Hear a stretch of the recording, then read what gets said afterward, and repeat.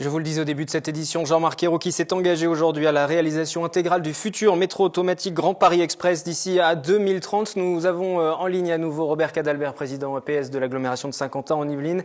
Robert Cadalbert, nous avions coupé la communication tout à l'heure avec vous qui était un petit peu compliquée. Nous parlions de la réalisation qui se fera de ce Grand Paris Express. D'ailleurs, on parle maintenant de Nouveau Grand Paris, c'est le nom du nouveau projet. La ligne verte qui concerne Saint-Quentin en Yvelines va voir le jour. En revanche, on sera sur un mode de transport plus léger cette fois-ci. Ce sera adapté aux besoins de transport. C'est une adaptation pour faire quelques économies d'ailleurs.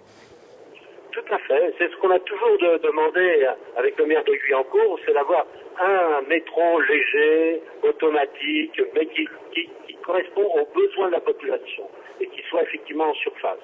Mais au niveau du calendrier, on parle d'une réalisation en 2030, livraison 2030. Pour cette partie qui intéresse Saint-Quentin en Yvelines, les travaux auraient lieu plutôt vers 2020, 2025. C'est pas trop tard ? Attendez, forcément 2020, 2025, ça peut... Ce qui est important, c'est à la fois on a la réalisation de ce transport en commun de la ligne 18, boucle verte, mais on va avoir une accélération du transport en commun en site propre. Vous savez qu'à Saint-Quentin-Yvelines, il y a fait 15 ans qu'on a investi dans le transport en commun en site propre sur la ville nouvelle pour des bus. Et les gens, vous savez, ils savent. Ça leur importe peu la technologie, que ce soit métro léger, métro lourd, tramway, bus, pourvu que le transport soit efficace et rapide. Et ça, on a l'assurance que le transport en commun en site propre qui relie Saint-Quentin jusqu'à Massy, jusqu'à Orly, se fasse rapidement dans les 5 ans qui viennent. Il va falloir le financer aussi sur les différentes pistes évoquées, éventuellement une aide demandée aux collectivités. Est-ce que ça veut dire que ça coûtera plus cher aux habitants de Saint-Quentin en Yvelines, par exemple ? Pour l'instant, ce qui est important, c'est que ce transport en commun en site propre est financé bien sûr par l'État et par l'impôt sur les entreprises.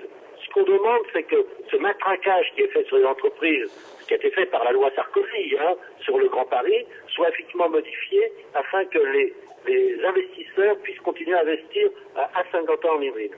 Et ça permettra de développer véritablement aussi Saint-Quentin et le plateau de Saclay. La dynamique est bonne, la dynamique est lancée. Mais vous savez que Saint-Quentin-Yvelines, c'est le plateau de Saclay. Je ne fais que le répéter.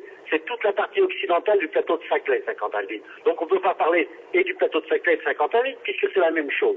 Et donc ce développement est assuré pour ce pôle, cette entité Saint-Quentin-Yvelines-Saclay. Aujourd'hui, vous repartez de Marne-la-Vallée, vous repartez de Seine-et-Marne avec des assurances. Avec l'assurance très importante, ce qu'on a toujours défendu avec le maire de Guyancourt, non seulement ce transport en commun, soi-disant la ligne verte, j'appelle le chiffon rouge, ce n'était pas, mais aussi l'amélioration des transports en commun existants.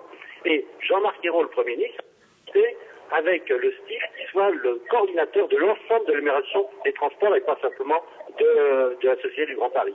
Merci Robert Cadalbert d'avoir été en ligne avec nous pour ces réactions alors que vous repartez tout juste de Seine-et-Marne. Vous étiez avec le Premier ministre Jean-Marc Ayrault pour évoquer la création de ce Grand Paris Express. Le nouveau Grand Paris, c'est le nom qui a été donné à ce projet qui est donc officialisé. Le financement est assuré. D'ici à 2030, les réalisations seront toutes opérationnelles. Jean-Marc Ayrault l'a dit, 2030, c'est la date de fin de travaux. Trop tard, disent les élus de l'UMP. Ils sont une cinquantaine d'ailleurs dans le département des Yvelines, à avoir interpellé le Premier ministre via un courrier il y a quelques jours, parmi eux Sophie Primas, sénatrice UMP de la 9e circonscription.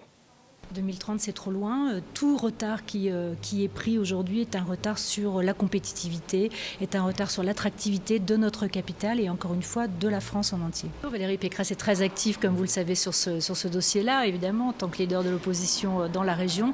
Elle est très active aussi puisqu'elle est notre chef de file dans les Yvelines.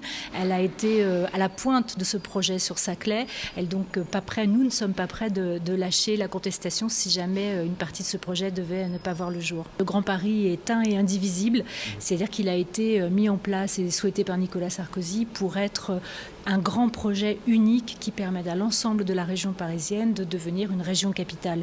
Donc chaque élément est indissociable des autres et sacrifier une partie de ces éléments, c'est sacrifier le projet en lui-même et ne pas permettre à Paris de devenir cette région extrêmement dynamique dont la France a besoin.